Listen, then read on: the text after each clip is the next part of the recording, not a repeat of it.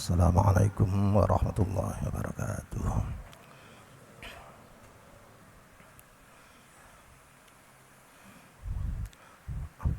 Allahu akbar, Allahu akbar, Allahu akbar, Allahu akbar, Allahu akbar. Allahu akbar, Allahu akbar, Allahu akbar, Allahu akbar. La ilaha illallah, wallahu akbar. Allahu akbar walillahil hamd. Innal hamdalillah nahmaduhu wa nasta'inuhu wa nastaghfiruh wa na'udzu bihi min shururi anfusina wa min sayyiati a'malina. May yahdihillahu fala mudilla lahu wa may yudlil fala hadiya lahu. Asyhadu an la ilaha illallah wa asyhadu anna sayyidana Muhammadan abduhu wa rasuluh. Allahumma salli ala sayyidina Muhammad wa ala ali sayyidina Muhammad wa sallim tasliman katsira. Allahu akbar, la ilaha illallah, wallahu akbar. Allahu akbar walillahil hamd. Amma ba'd. Fa ya ayyuhal muslimun ittaqullaha ta'ala mastata'tum faqad fazal muttaqun. Wa'lamu anna yawmakum hadha yawmun 'azim wa 'idun karim. Yawmun ibtalallahu ta'ala rasulahul karim Sayyidina Ibrahim bi dhabhi waladihi Ismail haitsu qala falamma balagha ma'ahu as-sa'ya qala ya abd inni ara fil manami anni azbahuk fanzur madza tara. Qala ya abati fa'al ma tu'mar satajiduni insyaallah nasra. Allahu akbar, la ilaha illallah, Allahu akbar. Allahu akbar walillahil hamd. Ma'asyiral muslimin rahimakumullah. Membaca laporan The World Population Review bahwa penduduk dunia itu sekitar 7,9 miliar, yang baru-baru ini peningkatan umat Islam dari 1,4 miliar melompat menjadi 1,9 miliar, yang berarti itu lebih dari 24% penduduk bumi ini beragama Islam. Yang paling menarik adalah beberapa hal dikemukakan mengapa dunia semakin hari semakin merespon agama Islam. Di samping karena ajarannya ini bisa dibuktikan, adalah salah satunya karena agama Islam paling dipatuhi oleh umatnya, terbukti dari ibadah kolosal. Ibadah kolosal yang setahun sekali, ibadah haji, sampai orang beriman rela mengorbankan apa saja, termasuk andai saja nyawanya dicabut di padang Arafah pasti ikhlas. Tidak ada agama lain yang bisa menyelenggarakan ibadah haji seperti itu. Karenanya maka di dalam momen ibadah haji ini sesungguhnya setiap tahun kita sudah mendengar hikmah pada Idul Adha. Sudah dari aktor utamanya Sayyidina Ibrahim alaihissalatu wassalam, kemudian ada Sayyidina Ismail yang disembelih, kemudian ada peran ibu yang ikhlas. Dunia ini tidak ada kok seorang bapak yang tega menyembelih anak kandungnya sendiri. Tidak ada seorang ibu yang mengikhlaskan anaknya disembelih. Tapi karena ini perintah Allah, maka bukti totalitas keimanan Sayyidina Ibrahim, totalitas keimanan Sayyidina Ismail menjadi bukti. Kalau membaca Al-Quran, mohon maaf ini, meskipun Sayyiduna Ibrahim itu mendapat wahyu dan jelas, bahkan ditakbirkan, dibahasakan dengan 2 lafaz taukid. Ya bunai inni ara fil manam, sesungguhnya saya mimpi dari Allah. Apa? Anni azbahu, sesungguhnya saya lagi. 2 huruf taukid double. Meskipun kebenarannya ini sudah mutlak bahwa ini perintah Allah, tapi Sayyiduna Ibrahim tidak meninggalkan asas musyawarah, masih mengajak bicara putranya. Fanzur madza tara, piye nak pendapatmu? Dasar ini calon nabi memang meskipun masih kecil, keimanannya menjadi totalitas. Dari kaum ibu tidak perlu bertanya dan tidak perlu tersinggung. Pada ayat musyawarah ini Sayyiduna Ibrahim tidak mengajak musyawarah istrinya, yang diajak musyawarah itu anaknya. Itu artinya daripada nanti musyawarah dengan ibunya, kemungkinan akan ada hal-hal yang bisa menghambat. Lebih baik disuruh tawakal saja, diminta ketawakalna, tidak perlu bertanya. Dan seorang suami ini dalil bahwa ada sesuatu hal yang sangat penting yang tidak semuanya harus dimusyawarahkan. Jika nanti hasil musyawarah dengan istri itu malah ndadekno runyam gak karu-karuan, wis gak usah dijak musyawarah lah, tambah ngerecoki kabeh nanti. Lebih baik disuruh untuk berdoa yang baik. Untuk itu, 1, saya jujuk pada masalah wukuf. Dari segi nama saja, wukuf itu artinya berhenti. Berhenti artinya hendaknya umat Islam itu mempunyai waktu untuk wukuf, meninggalkan semua kisi-kisi keduniawian, meninggalkan syahwat-syahwat politik, meninggalkan syahwat-syahwat duniawi, untuk sebentar wukuf di hadapan Allah, memberi kesempatan kepada diri sendiri, mengajak dialog diri sendiri, biar diri kita tidak asing. Sering kita itu asing dengan dirinya sendiri. Kita sering asing dengan diri sendiri karena tidak pernah berdialog, memberi kesempatan untuk bertanya pada diri sendiri. Sakjane aku iki piye, wis apik ta gak? Wukuf itu artinya ngerti, pangerten. Orang yang pangerten wukuf di Arafah pasti akan bisa melihat dengan di padang Arafah, paduan antara wukuf dan padang Arafah. Orang yang sering memberi kesempatan berdialog, mengerti diri sendirinya, maka dia akan mengerti keadaannya. Sehingga pangerten itu wong Jawa nyebut iso rumangsa. Dadi wong ku iso rumangsa. Ojo sampai rumangsa iso. Inilah Sayyiduna Adam dan Ummuna Hawa di padang Arafah sampai mampu mengeluarkan pengakuan yang sangat hebat. Zalamna anfusana. Doa ini memang sering dibaca, tetapi betulkah itu mendalami di jiwa kita bahwa kita itu zalim? Beberapa hal yang tidak bisa kita tunaikan, atau belum mampu kita tunaikan, atau belum berani kita tunaikan.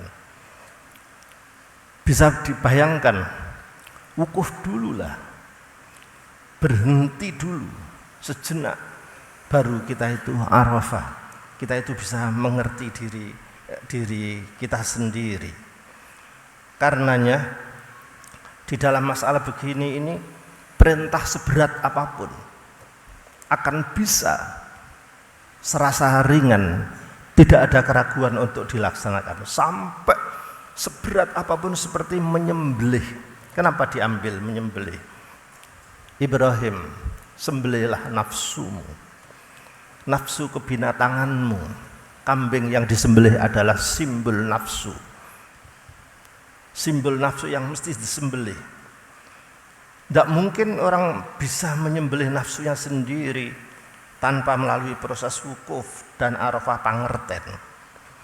Karena itu, mohon maaf, itu artinya awal menuju kebahagiaan, awal menuju kesuksesan, itu justru sesungguhnya qatlul qadimi fahman, membunuh nafsu-nafsu dulu, yang oleh usul fikih disebut darul mafasid, baru nanti jalbul masalih.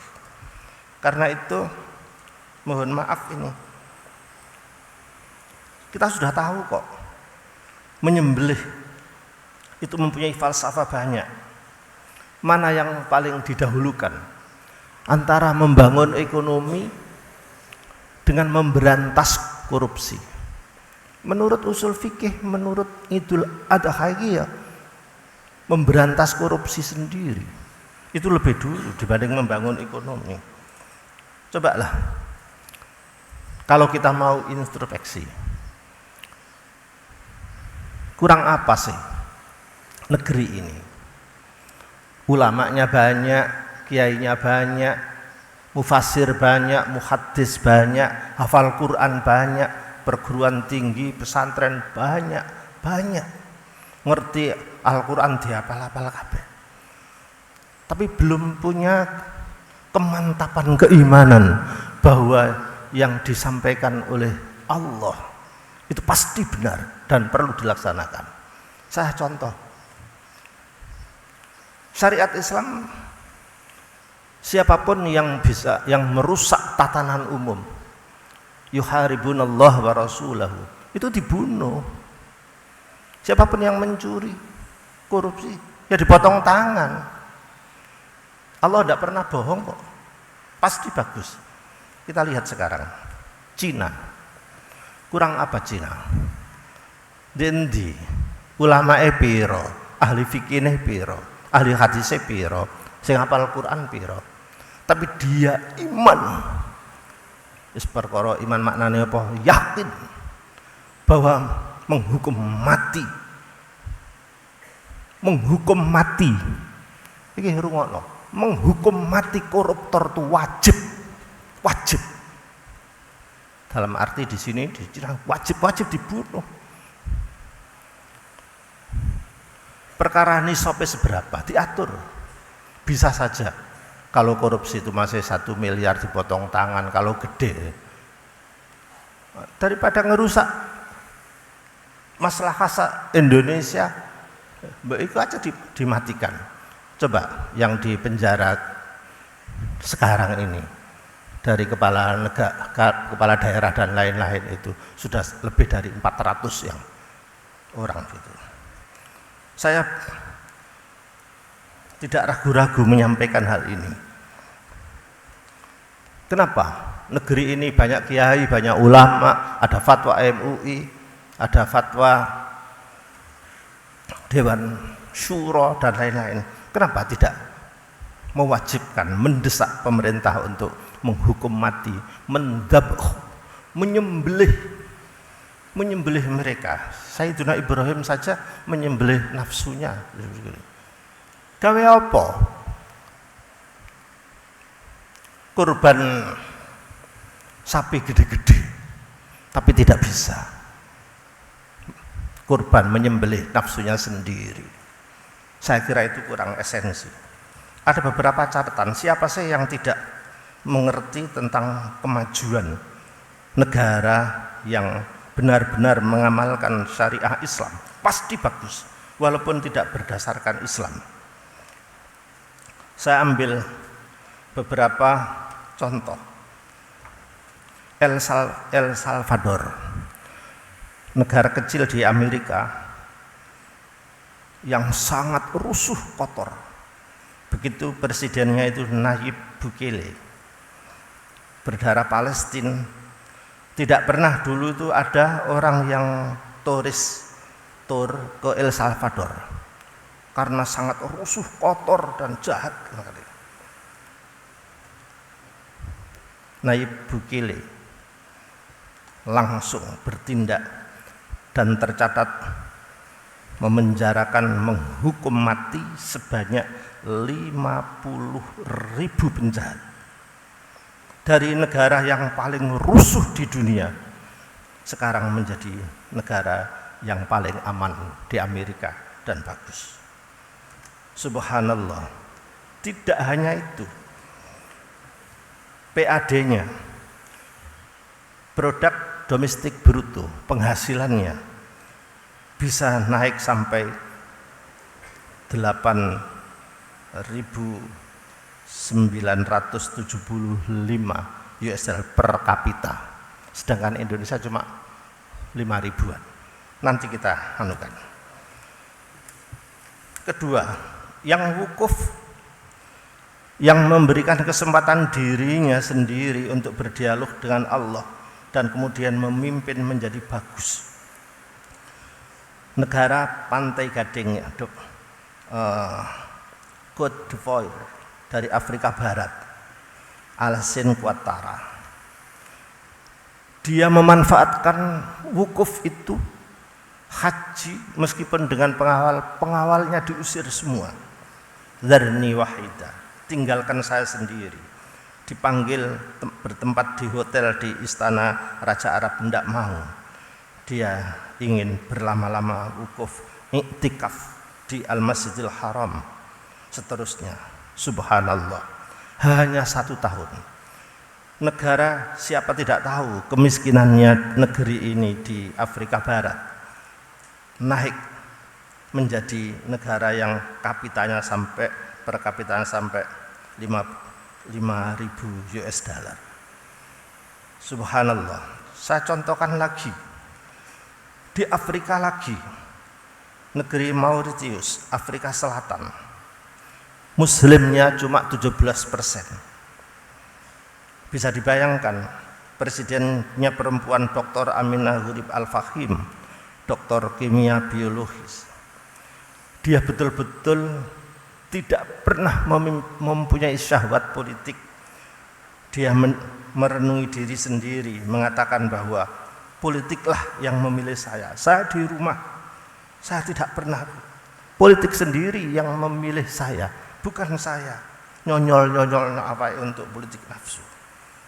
Hasilnya, semua layanan masyarakat kesehatan gratis, termasuk operasi besar, pendidikan gratis. Rakyat lebih dari 80% sudah mempunyai rumah sendiri, tidak pernah ada keluhan masalah tanah, dan per kapitanya bisa 19.000 itu lebih dari 300 juta. Subhanallah.